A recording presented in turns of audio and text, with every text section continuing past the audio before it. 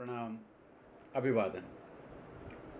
आज जिस विषय को चर्चा के लिए चुना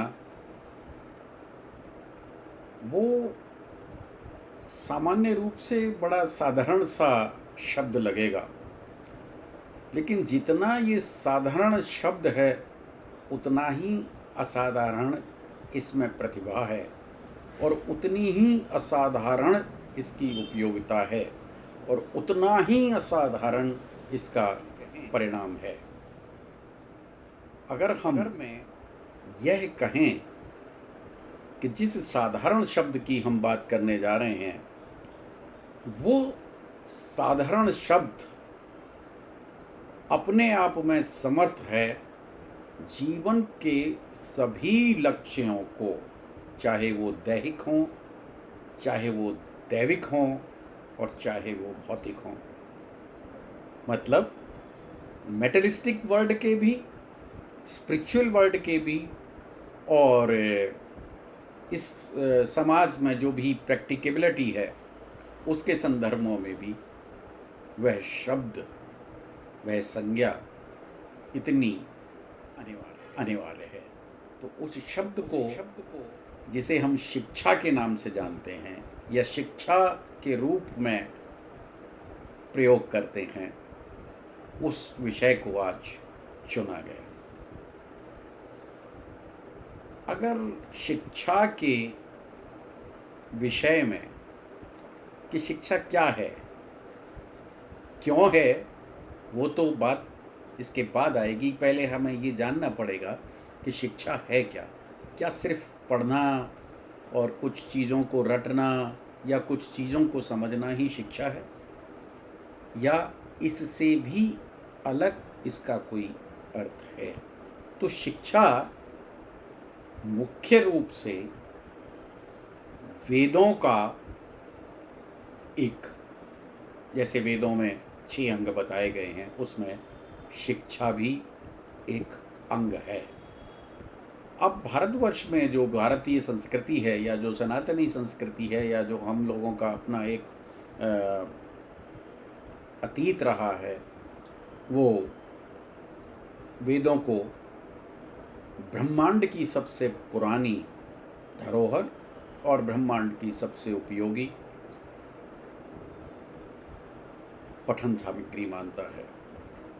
हम लोग इसे कहते हैं कि ये ब्रह्मा के मुख से उच्चारित हैं या नहीं, इसे कोई आज तक प्रमाणित नहीं कर पाया, लेकिन ये हैं अवश्य। अब जब ये हैं और इनका स्वरूप दृष्टिगोचर है तो हमें इस बात को सहर्ष स्वीकार करने में भी कोई गुरेज नहीं होना चाहिए कि अगर ये हैं और हमें दिख रहे हैं तो कोई इन्हें कहने वाला भी होगा। आज भी लोग इसकी उपयोगिता को मानते हैं। खैर, आज हम बात करेंगे शिक्षा की, कि शिक्षा का प्रयोजन क्या है।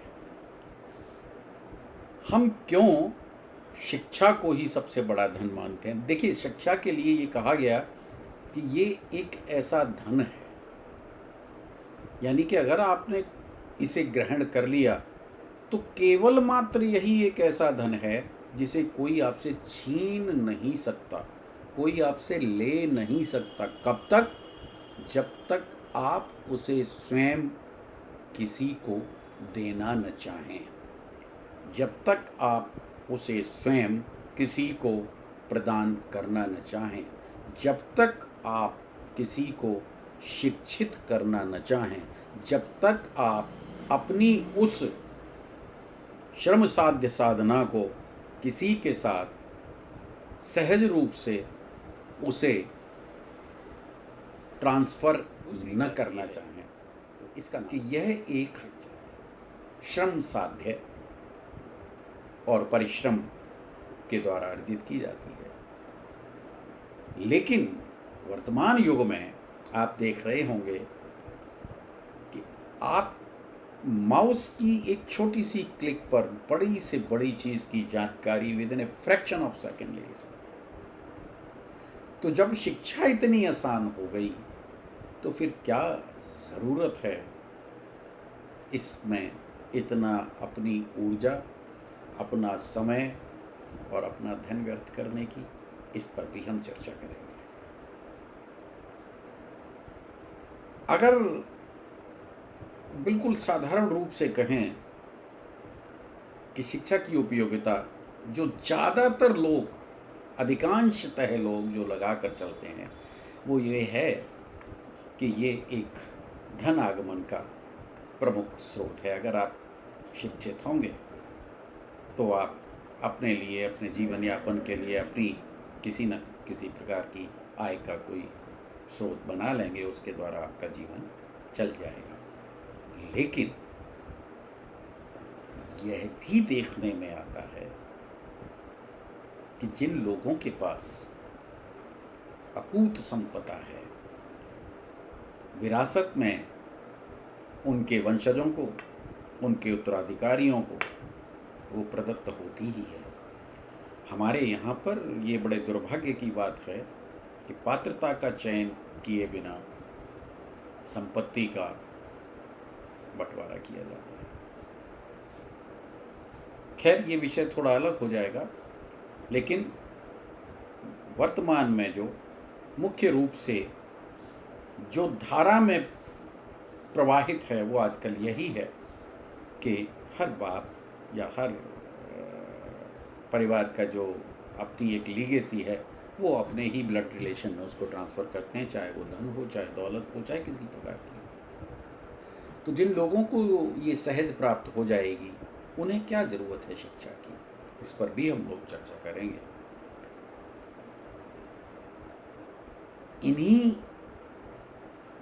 सब प्रश्नों के अतिरिक्त कुछ लोग अपने जीवन में सामाजिकता के साथ साथ आध्यात्मिक रूप से भी चैतन्य और जागरूक होना चाहते हैं। समाज में सभी व्यक्ति सफल होना चाहते हैं। सफलता के लिए आपको सभी भौतिक संसाधनों की परम आवश्यकता होती है या अनिवार्य होते हैं।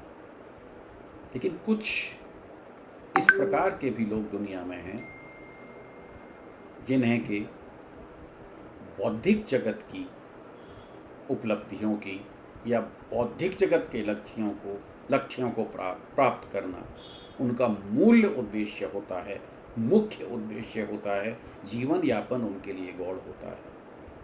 इनके लिए शिक्षा बिल्कुल इसी प्रकार है जिस प्रकार कि वनस्पति के लिए पानी, वनस्पति के लिए प्रकाश, मनुष्य के लिए अन्न, उसी प्रकार इस दिमाग की खुराक शिक्षा है।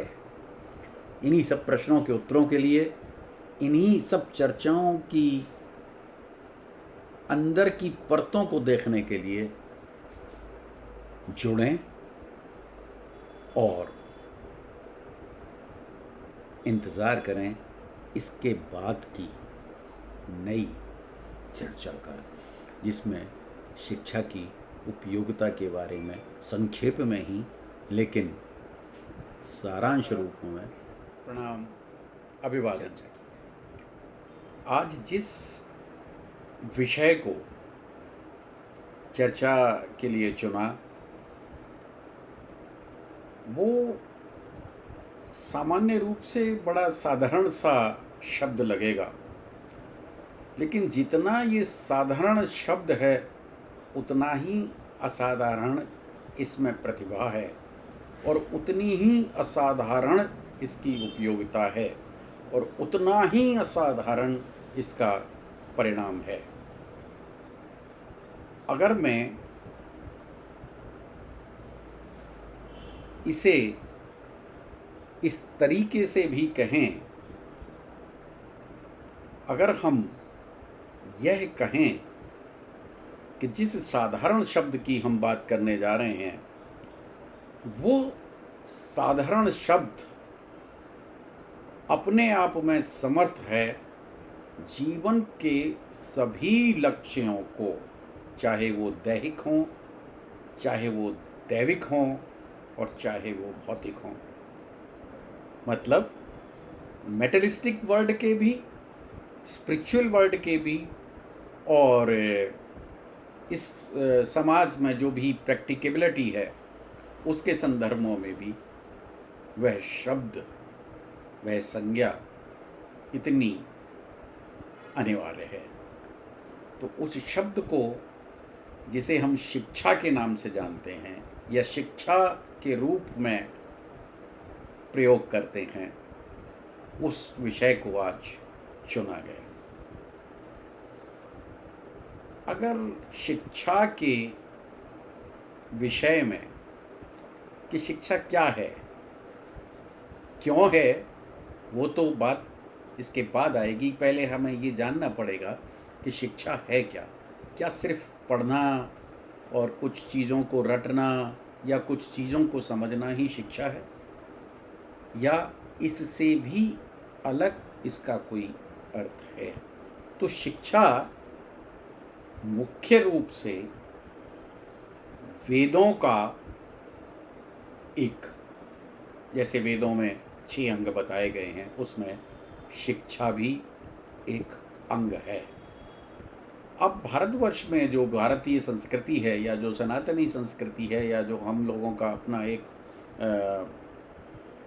अतीत रहा है, वो वेदों को ब्रह्मांड की सबसे पुरानी धरोहर और ब्रह्मांड की सबसे उपयोगी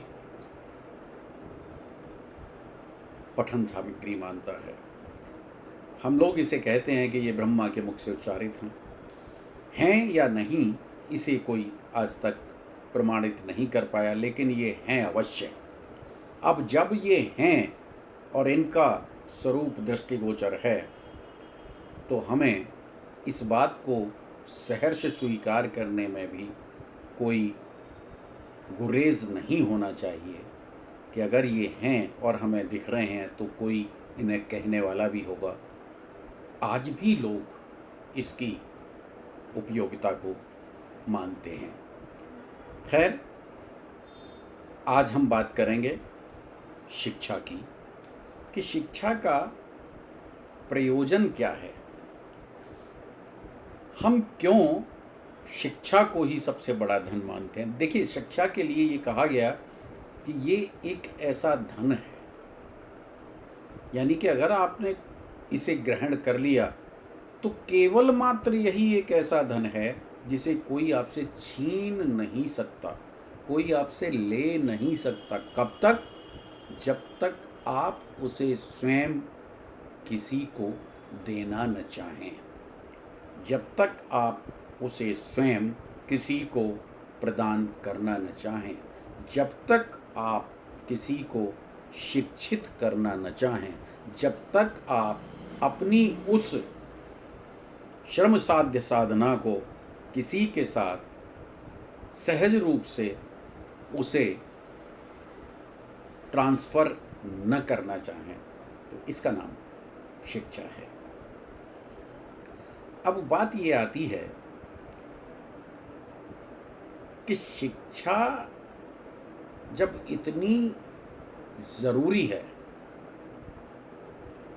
और इसे कोई बांट भी नहीं सकता, छीन भी नहीं सकता, और हम दिनों दिन देख रहे हैं कि भारतवर्ष में जो शिक्षा का स्तर है और जो शिक्षा का प्रचार है, प्रसार है, वह धीरे धीरे बहुत बढ़ रहा है। लेकिन आपने ये भी देखा होगा कि जैसे जैसे शिक्षा का प्रचार प्रसार बढ़ा, वैसे ही हमारी जो अमूल्य सामाजिक सांस्कृतिक धरोहर थी, हमारे जो मूल्य थे, जो वैल्यूज़ थीं, उनके अंदर भी धीरे धीरे कहीं ना कहीं किसी न किसी प्रकार का क्षय और उनमें किसी न किसी प्रकार की हानि हुई। तो क्या शिक्षा